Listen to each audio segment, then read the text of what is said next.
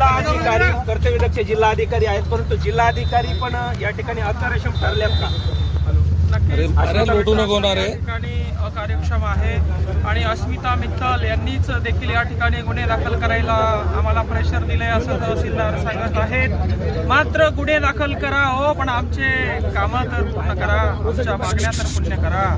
आमचे जे कर्ज काढून लोकांनी गायगोठे बांधले, ज्या विहिरी बांधल्या, जे आमचे कामं मास्टर थांबवले ते तर पूर्ण करा. नाहीतर आम्हाला फाशी द्या. आम्ही आवाज उचलतोय म्हणून आम्हाला फाशी द्या, आम्हाला फासावर लटकून द्या. आम्ही विद्रोह करतोय तर आमच्या छतडावर गोळ्या घाला ना तुम्ही.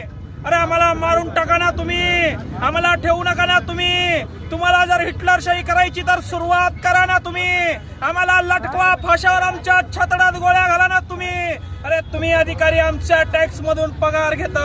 एखाद्या सामान्य माणसानं एखादी कार घेतली तर त्याच्यावर 18% GST लावतं.